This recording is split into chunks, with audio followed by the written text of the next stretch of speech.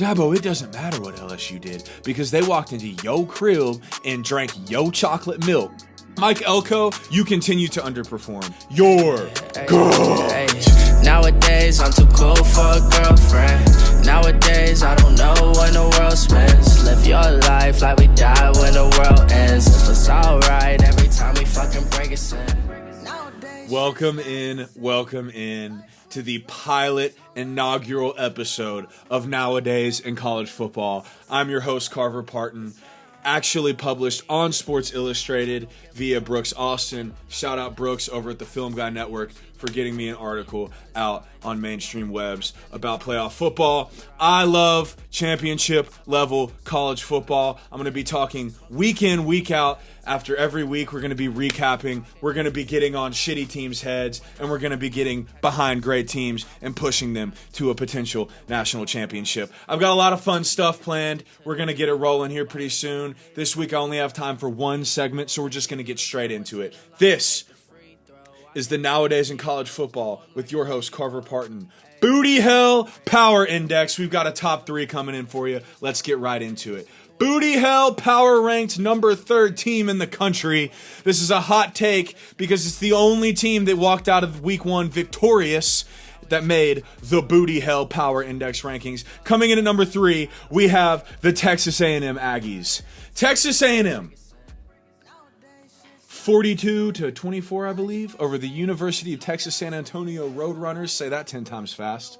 Texas A&M, don't think for one second that you're getting away with a third quarter score of 21-17. You only held the lead at 21-17 with an early first quarter punt return touchdown from the one Casey Concepcion. That was an 80-plus yarder. It was awesome. It was glorious, but you can't follow it up with offensive points. And your starting defense gave up 3 touchdowns and a field goal. 3 touchdowns and a field goal to the University of Texas San Antonio Roadrunners. Texas A&M, that qualifies you straight to Booty Hell. Coming at number 3. Mike Elko, you are not on the hot seat as of yet, coming in your second season at A&M. But boy, oh boy, you continue to underperform.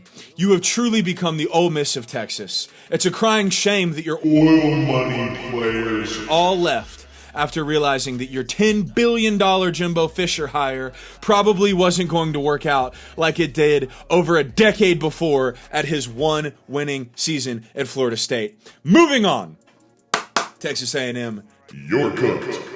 Coming in at number 2, boy, oh boy, Dabo. The Clemson Tigers, you are number 2 on my Booty Hell Week 1 index. Oh my gosh. 2 straight years in a row, you drank the Kool-Aid, Dabo. Cade Klubnik is Mr. Not Him. 31.4 QB rating in Death Valley Jr. versus LSU.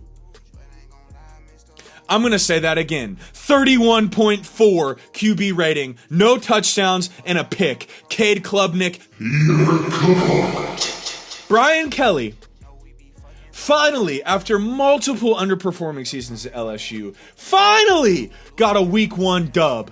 After calling your stadium Death Valley Jr. That's an absolute disaster. Dabo finally went to the transfer portal this season to no avail. Brian Kelly, I'm going to let it slide that you called Clemson Stadium Death Valley Jr. since you finally got your long-awaited season opening win after multiple season opening losses. It's very underwhelming to watch you over there at LSU. But back to Dabo, Booty Hell, number 2 king of the week.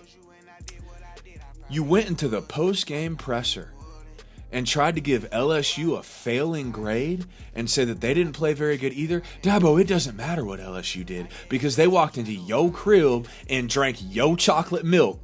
Dabo, you number 2 on a Booty Hell list, trusting in Cade Klubnik again. Have fun over there with that Heisman campaign. Tommy Castellanos looks like the best quarterback in the ACC. Oh, Clemson, you cooked. Coming in at number 1 on the Booty Hell Power Index on Nowadays College Football, featuring your host, Carver Partin.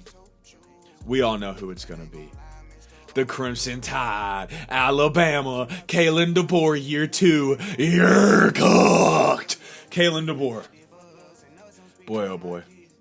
This is what I like to call the Sarah McLachlan special. In the arms of the angels. You had 83 rushing yards.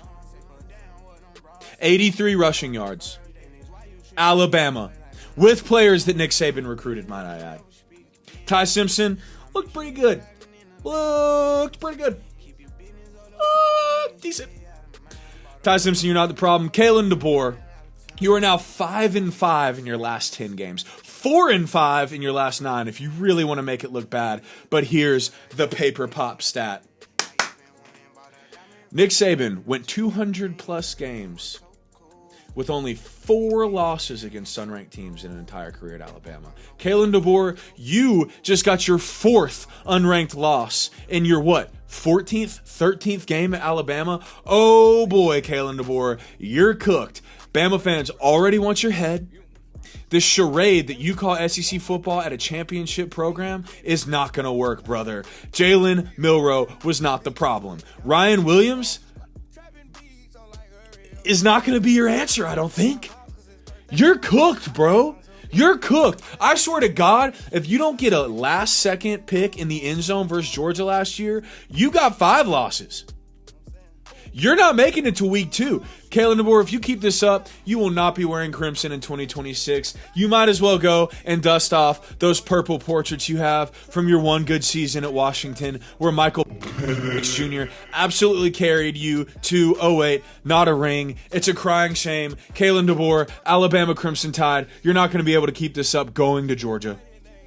You got Tennessee. It's going to get ugly. Auburn looks good. It's going to get ugly. Alabama, you're cooked!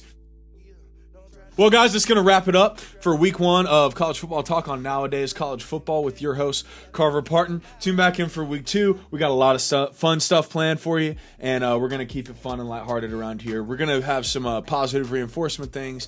It's not going to all be negative criticisms of these teams, but I thought it'd be fun just to tear some people down. A&M, Clemson, Alabama, Booty Hell, Power Index top 3 of the week. Your girl. Nowadays I'm too cool for a girlfriend.